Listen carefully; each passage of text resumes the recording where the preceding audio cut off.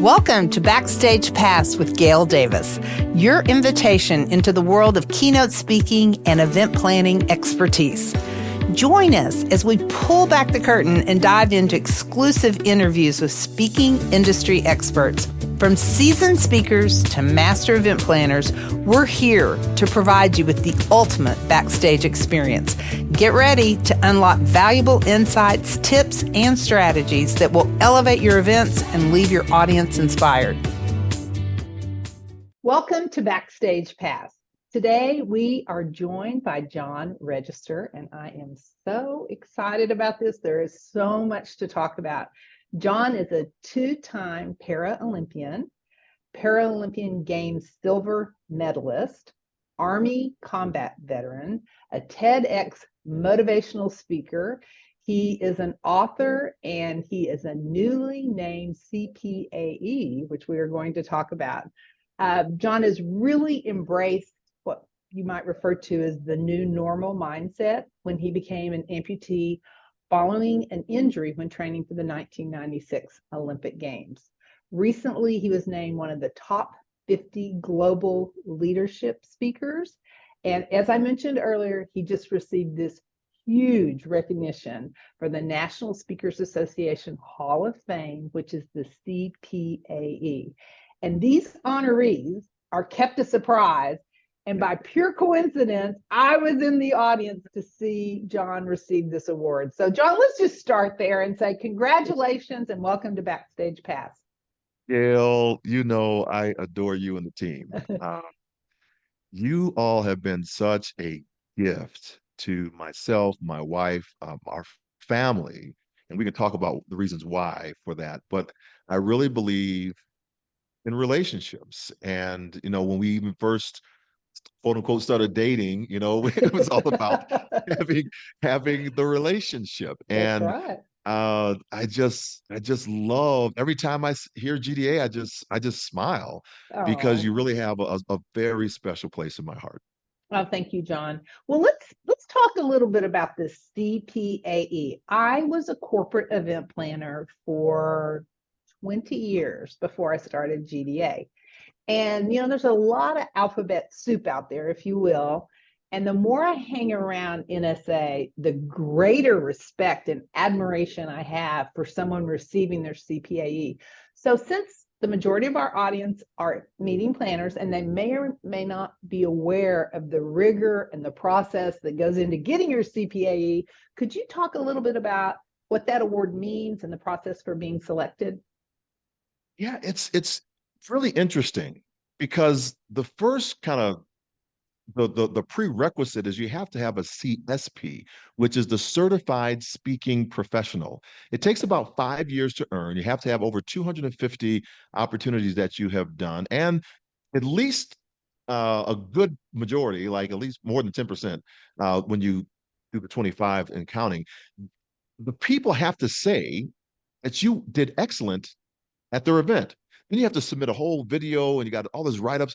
It is a process, right? To earn this. And so people, when they cross that stage at the National Speakers Association, they are hooting and hollering and rooting because they know they have mitigated the risk for event planners. That is the key word, mitigating risk. It's not that they're the best speaker ever. It's just that when you are out there and your job is kind of on the line for putting that speaker up in front of the audience, because we're all a part of the supply chain for the event, you better put somebody up there that knows what they're doing. And so the CSPs mitigate risk. And then of all the CSPs, few rise to the Council of Peers Award for Excellence, CPAE. And this, you can't really do anything for it. This is by a peer group from the National Speakers Association that they all have these secret ballots. They're all kind of voting and watching who's out there.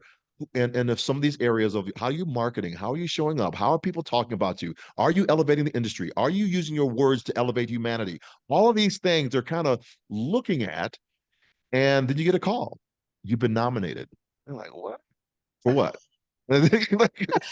And you just don't know. So I got a call then you've been nominated for the CPA. And I've heard the, stories of people taking 20 years, 19 years being nominated over and over again to earn, or not even earn, it's to be awarded this by your peer group. So this is my first time I ever heard about it. So I just kind of filled it out. It's going to take at least 19, 20 times for me to get in this thing. I filled the paperwork out, and then Mary Kelly. Yes, we We all know love Mary Kelly. Mary Kelly. We Just love her. she was the chair this year of the CPAE committee, and she calls me, and she's a Navy person, right? So Yeah. she's calling me Navy versus Army. We're doing this, and I think she's about to close on a bet. And she said, "Are you sitting down?" I said, "No." She said, "Well, sit down." I said, "I'm sitting down. Where do you want to go for lunch?" Right? That's what I was saying. And she says, "You're the newest CPAE." And then I sat down because I was blown away. And here, Gail, is why this is different. It's different. Number one, it's because it's your peers that are Yes. saying it about you in a moment in time, a snapshot in time of what they have recognized in you for future work. It's not an award. I mean, I've been in the Arkansas Sports Hall of Fame, the Chicagoland Sports Hall of Fame, our high schools Hall of Fame, the multicultural ethnic Hall of Fame, all these Hall of Fames. It's because of past experience. It's because of my athletic stuff, right? It's not because of my future endeavors. I'm going to Paris right now for the Paralympic Games as we're I talking, know, I and know. but my time was in 2000. That's 24 years ago, right? Um, I'm not trying to run over there. I've gone from a long jumper to a very short jumper with my belly size, right? So, uh, and so, but so that's the first thing. The second thing, it's why it's so special, is because I was researching it and talking to Jamie Nolan, who's the president of the National Speakers Association. I said, is this like for lifetime, or can you lose it? And so she said, no, you can actually have it taken away if you do something unethical. So this is really like Oh, um, keeping the bar high I love of how that. I show up. So this is something that stays with me. I want to make sure that's in front of me to know this is the standard. This is excellence. How can I achieve beyond this? To work with event planners, to work with your team, to make what you need and respond quickly, right? Because I know that you don't want everything. You just want you're on the phone with a client, Yeah, and you want is the answer to the question for the client in that moment because you have to be speedy. So that's right. I just asked the question, how can I serve you best? I need this. Boom, that's what I send. See you later, right? That's kind of uh, so that's what I think it's a professionalism, and it's like the Tomb of So, the Unknown Soldier, yeah. right? So the Tomb of the Unknown Soldier in Arlington, there's a guard mount that happens, and before the guard mount, before they go out, the sentinels, there's a wall of everyone who has served on that wall, and if they do anything, the sentinels that brings discredit, dishonor to their service at the Tomb of the Unknown, their name can be removed from that wall. And so that's how I liken this to the CPAE. So how many receive this distinction each year? Does So it there are vary? five Five. will receive it in a year, and no one knows, like you said, who they are except for the individuals and their presenters. And then later on, family members get to know because that's when everybody's looking at your table to see who's at who's at the table. Oh, John's got family here. It might be him. I had the pleasure of meeting your lovely wife, Alice. Oh, I yes. met your father. I believe it was your son, daughter-in-law, and granddaughter. Is that right? Yep. Yep. Yeah. Yeah, it's really special to get the recognition by your peers and be surrounded by your family. Yeah. So It was a very special night. let's talk a little bit about your story. And I know you're a great speaker, and I know you have an amazing story. For anyone that's listening, now that they know you've been acknowledged by your peers, why don't we back up a little bit and share with them, at a high level what your story is? So I want to do it from the standpoint. I'm going to give you the kind of high cliff notes of it, Okay. and then I want to back into why it resonates with people so that Okay. the audience Perfect. understands. Perfect. And so I have, stories are great. And so I was a world-class athlete. I ran track and field for Arkansas and was a three-time All-American. and went to the Olympic trials in 1988 and also in 1992 in the hurdles, in the long jump. I also joined the United States Army to continue to run track and field. And as I was making the world-class athlete program to try to make the 1992 Olympic Games, Operation Desert Shield, Desert Storm came up, and I was diverted to the Gulf War. So here I am in the desert trying to figure out why am I in the desert when I need to be on on the track, but learned a ton, not only about myself and about service, but also about culture and customs and country. So history really started to become alive for me. I started, trying to learn at least 100 to 200 words before I went into any country, just so I could have some conversations. So, in of course, Arabic was there, and I bought a book, Kitabi. Kitab means book, Kitabi, possessive means my book. And I began to get the colloquialisms of the language down. So I really learned a lot during my time in Saudi Arabia, different customs and cultures, and that expanded my aperture. So that was in combat. That's, not too many people have been in combat. So that elevated me just a little bit when I talk about in speaking, because there's an element there that I've had this experience that I can actually dial into a presentation. And so I get back and I go to my second Olympic trials in the 400-meter hurdles because I'm too slow to run the high hurdles any longer. And then I finished up 17th in this brand new event. I'm going to give it another 4 years and try. And I go to Germany, get stationed in Germany, I run in Germany, and my times are dropping.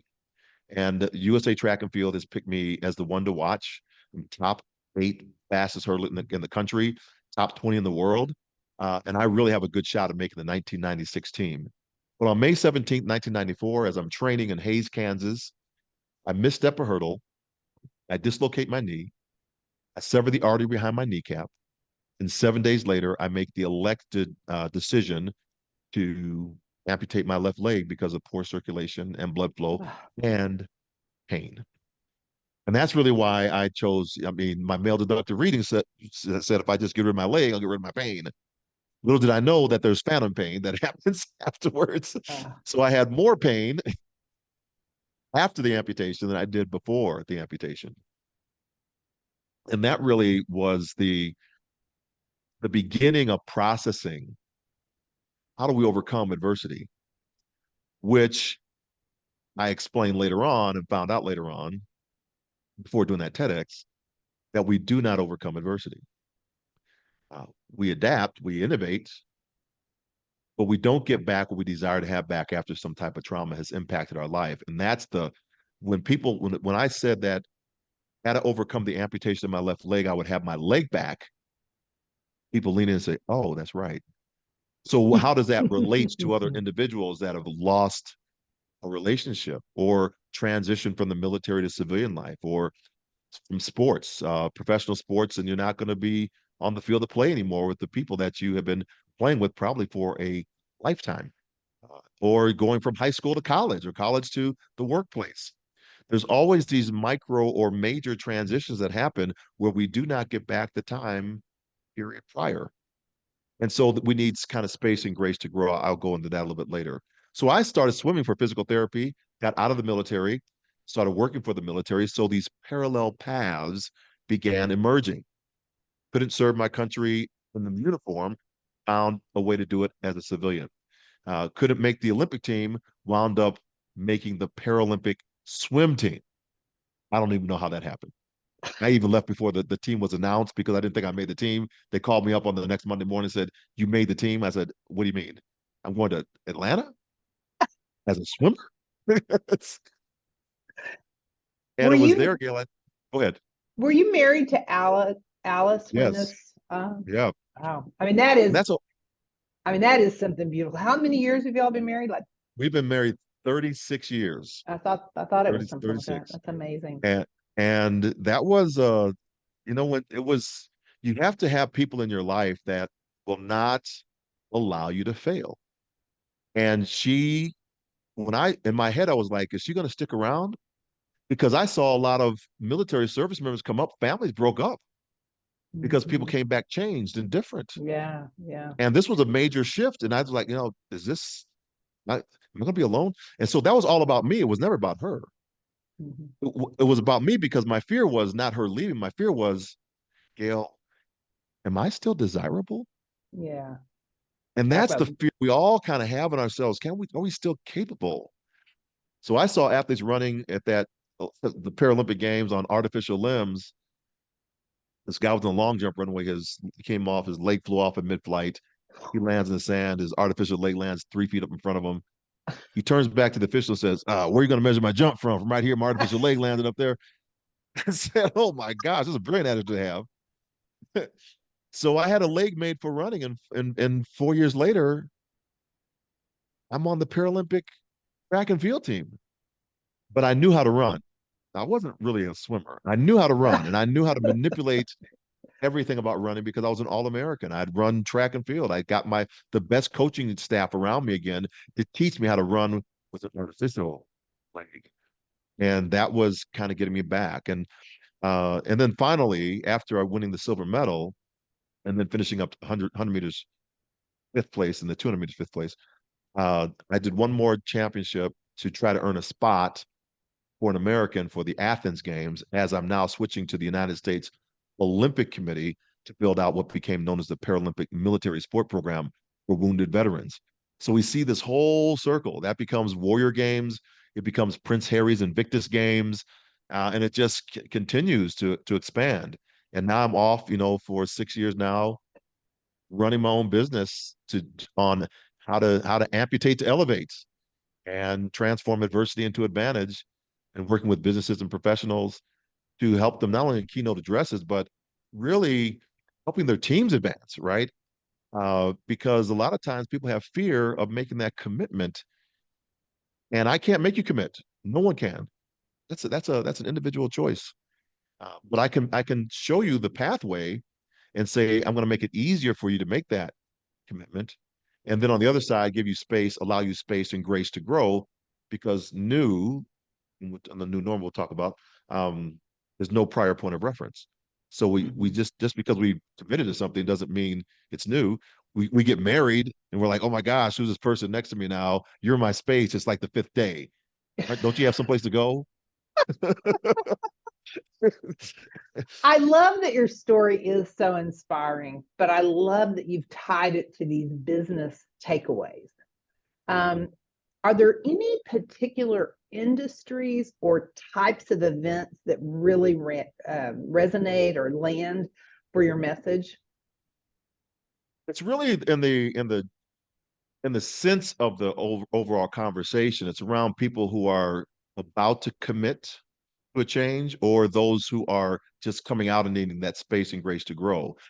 However, to answer your question, a lot of banking, financial institutions bring me in. A lot of insurance companies, IT professionals, manufacturing. It's that those seem to be the ones that come up, and then kind of sprinkled in there are pharmaceutical companies. Okay. It's those that are going through mergers and acquisitions, or maybe inside internal to the organization. We're having this discussion right now. How do I bring people back into the workforce? Should I bring Hmm. people back into the Hmm. workforce? And what does that look like now? Do I really honor what just happened in this pandemic? And so I get a chance to see from a 360 view with all the events that I do, kind of a well-rounded place of where the world is. And I just came back from Tunis, Tunisia, and worked with our State Department on events that were over there to have these other conversations about leadership and building global impact, right? So it's not just a keynote, it's about how do we frame these conversations in such a way that you feel empowered to actually act instead of waiting for something to be acted upon you. I love that. I Yeah. love that. Um, you mentioned that you were very involved in the Paralympic Committee for Military Sports. First of all, thank you so much for your service. That Oh, is something that we can't take for granted as Americans, that's for sure.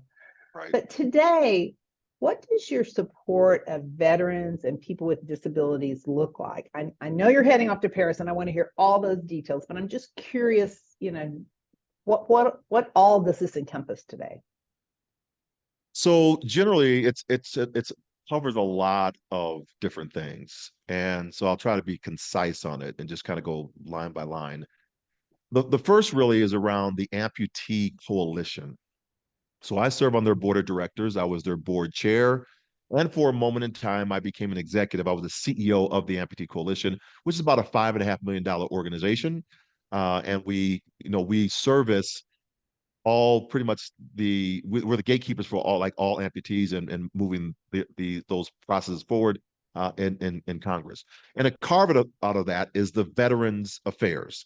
And so we Okay. service those individuals and make sure that we have the proper programs, the studies that need to go to help the VA do their job. So that's one area. I also serve on the American Association for People with Disabilities board of directors. And so you might know that we're kind of I call us the gatekeepers of the Americans with Disabilities Act. So Okay. this multi-disability, multi-disability group run by Maria Town, the CEO, executive director. But we also have on there Ted Kennedy Jr., who's a below the knee amputee. So there are people on there who are neurodivergent, and we kind of really work with the White House. Doesn't matter what administration's in, so we're kind of purple in that, and so we're making sure that the rights of those are of people with disabilities are advanced forward, and of course embedded in that are our military population, and so I lend voice to that. The with inside the Paralympic Games, we're looking at the military population, not just in the United States. That program actually accentuated around the world. And so I'm always going with our State Department to different countries to use the military service member as the impetus to increase what happens in the general population. So just like we did in the United States with the military service members who were injured, that helped us build out our civilian groups as well as that pipeline of talent that I was talking about earlier. So those are the ways. And then there's the one-offs. So I always get calls. It seems like at least once or twice a week. Hey, there's this person that just had a motorcycle wreck. They're Marine. There's a person that just came back from a tour. They're having their leg amputated, their arm amputated. Can you please talk to them? So I try to make sure I'm available to offer that voice, myself and my wife, because it's important to let them know that the spouse is significant in the healing process, and because he or she is going through it as well.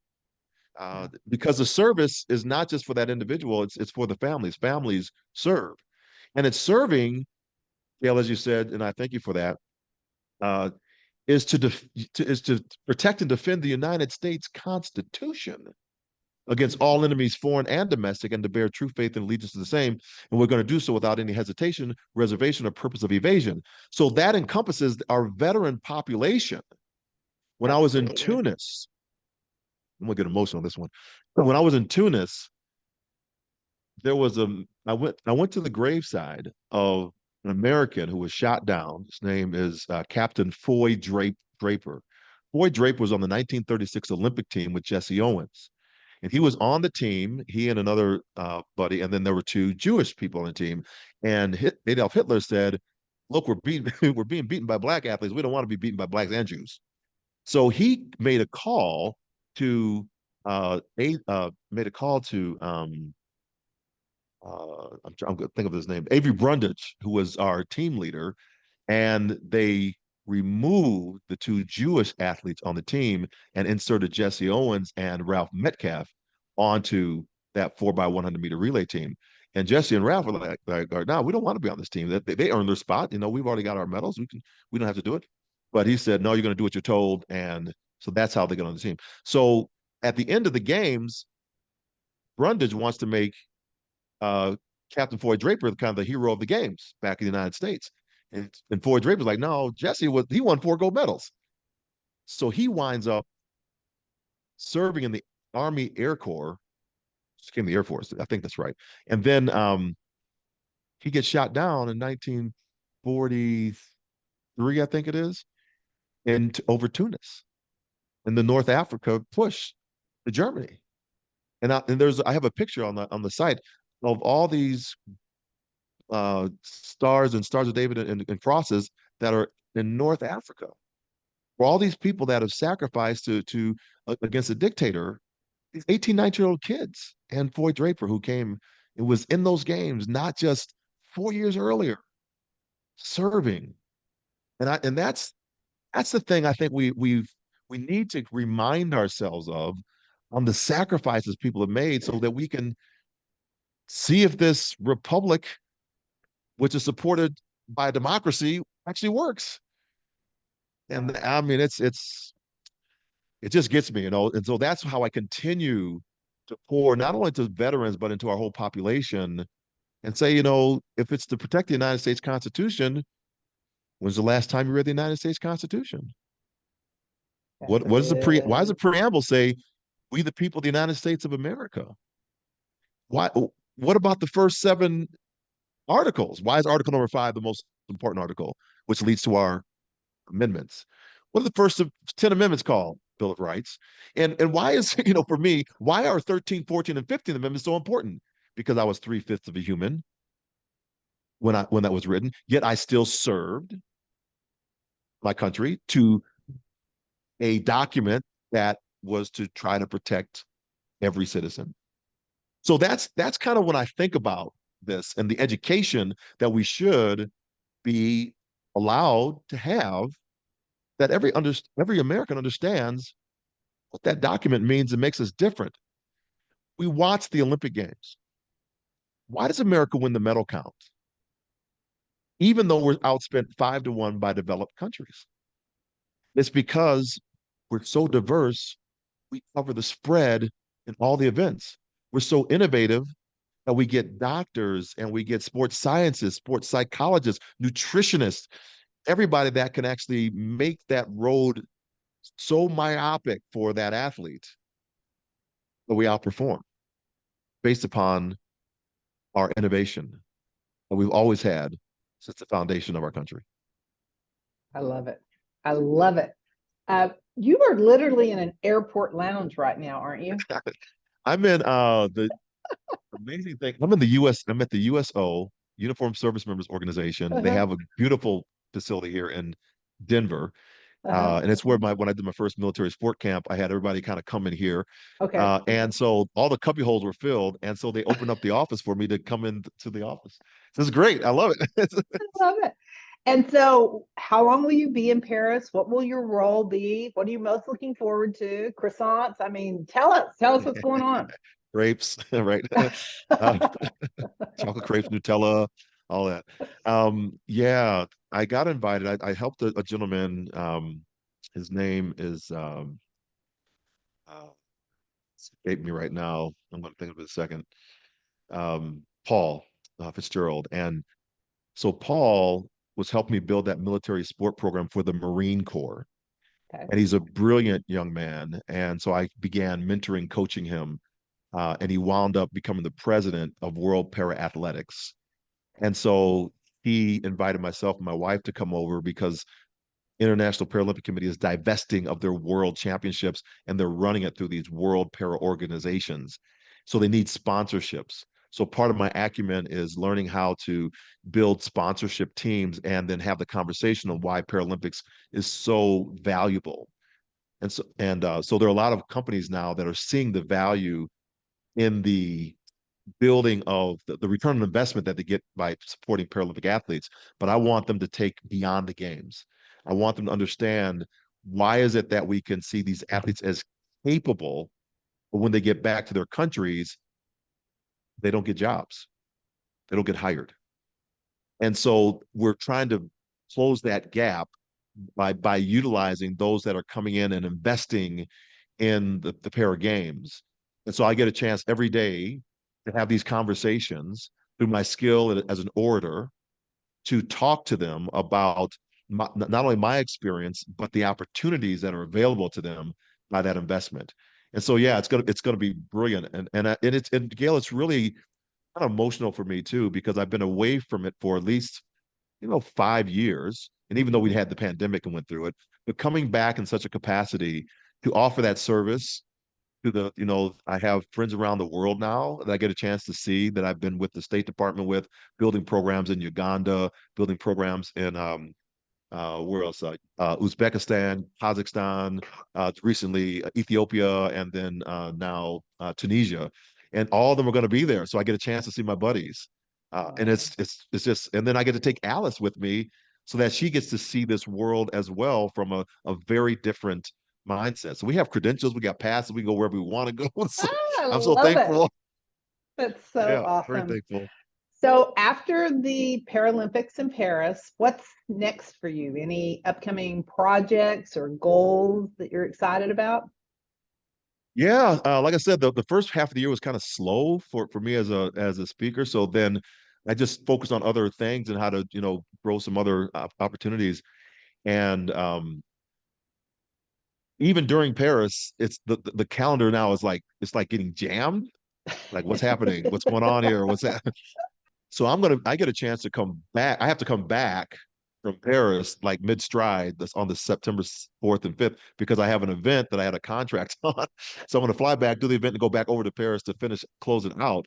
But going, beyond that is that that I had a very slow first half of the year, so I started working on some other opportunities, and it's kind of exploding on this other sides with some directs.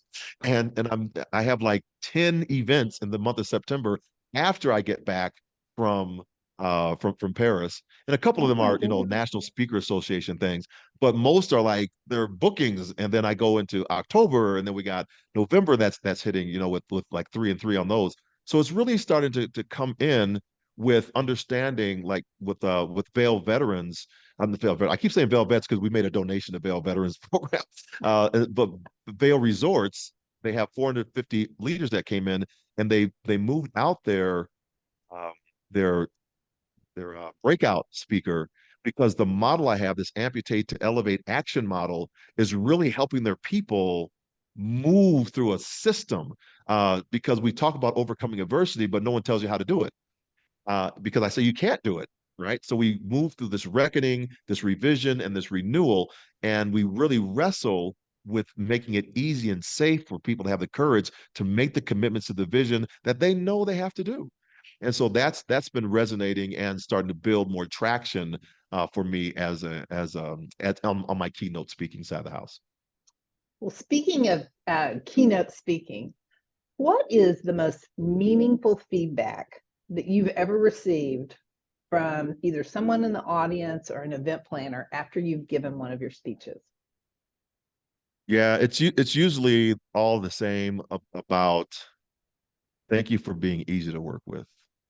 Mm, um, which is it's when I hear it, it's really disheartening because I think I don't know, I just think it should be just easy, because we're all part of this, the solution, right? We're all part of the supply chain for that person that's putting on an event. And I'm not the prima donna. I mean, I get some stage time, but really I need to show up in such a way that it makes it so simple for folks.